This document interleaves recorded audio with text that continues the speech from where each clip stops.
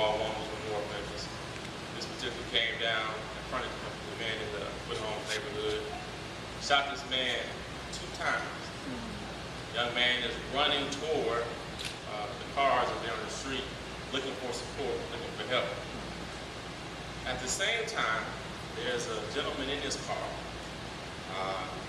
an older gentleman, who's sitting in his car, sees the young man comes up, tries to take the young boy into his car, and proceeds to drive him to the hospital. Guy passes out, young man passes out, and he ends up dying in the car. The older man who was driving the shot boy was the father of the young boy who shot that child. These are the type of incidents we deal with in Memphis on a daily basis. The mayor is at the point now where he has had enough. So as a result, he was a recipient of a grant from Bloomberg Philanthropies to try to do something about this. So I represent that office as an extension of our team, or as an extension of his office. I represent that on our team. And I handle and project manage all of our efforts regarding the Memphis Gun Down Plan on behalf of the mayors and bases of the team. Next slide.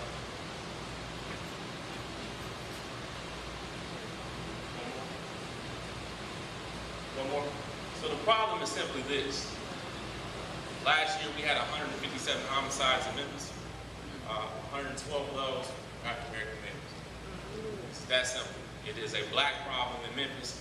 Since we are a predominantly black community, it is a black problem. Across the country, it's either black on black or brown on brown.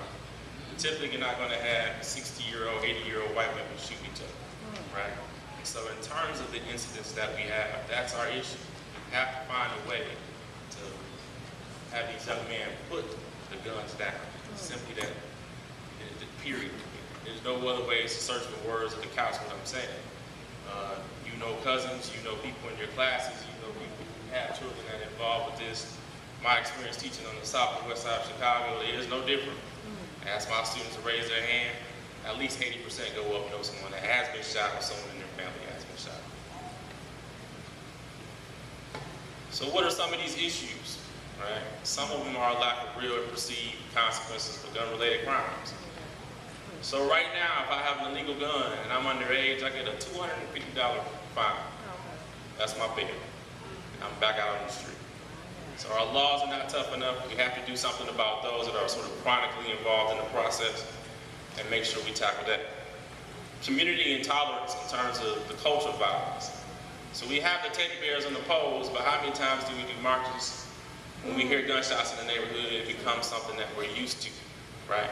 If we had gunshots in our home all the time, I'm pretty sure a lot of grandmas and moms and even dads in here wouldn't tolerate that type of behavior happening inside the home.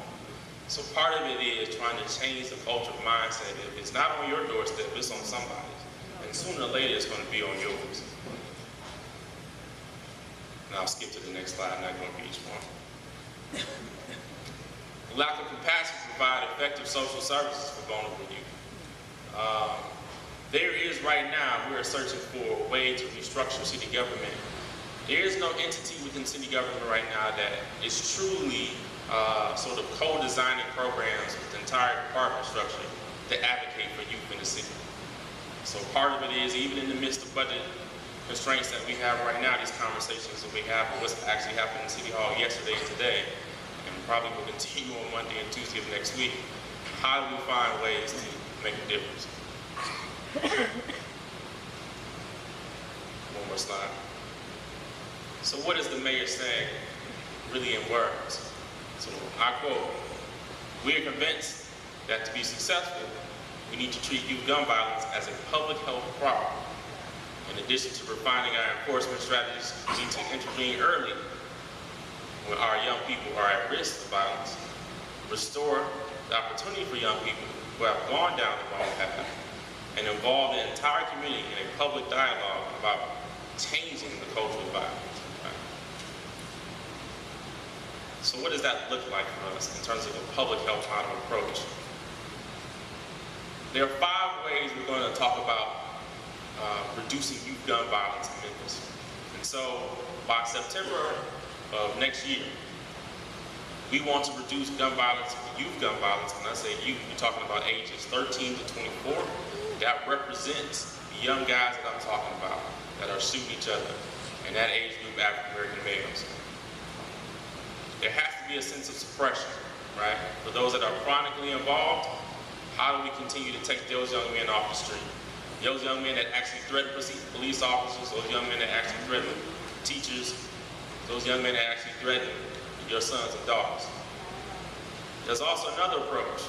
It's not just about locking brothers up. We got enough of that going on already. It's also about intervention. So how do we intervene in the lives of these young men who are at critical crossroads and making a decision to do something different? Also about community mobilization,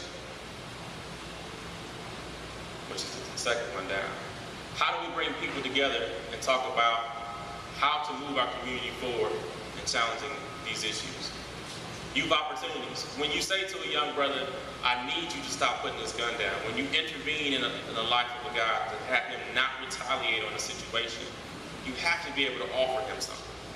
Offer a way out. A job, training, love, support, whatever that service need or has to be, you have to be able to provide them. And organizational change. So what are we doing with inside city government? How are our partnerships working across the city with the DA's office to change how we do business about solving this problem? So essentially, how can churches get involved, right? So I'll highlight a few here for you. But essentially, what is probably one of the most informative pieces that you can get involved with is the Clergy Academy and Conference. So essentially, some of you may have heard of the Police Academy.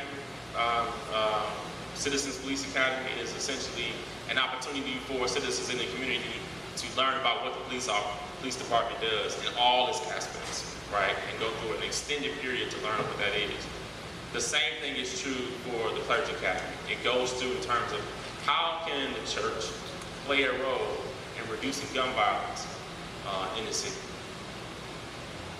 Summer Night Lights is a great opportunity that will hopefully grow into a very large event in Orange Mound, but essentially is about providing opportunities for youth in the neighborhood to do things during nighttime, right?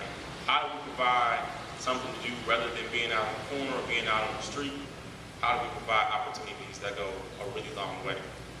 So tonight, for those of you that are interested in contacting more information about what we do, this is a very quick, brief overview. Carrie Campbell is our communications person in our office. You will see her name and number and email there. She's my counterpart in the office, part of the Mayor's Innovation Delivery Team. At the end of the day, this is not about just a night of life. This is about nights of life, right? How can we continue to press forward in making more healthy opportunities for our young men in our city? Thank you.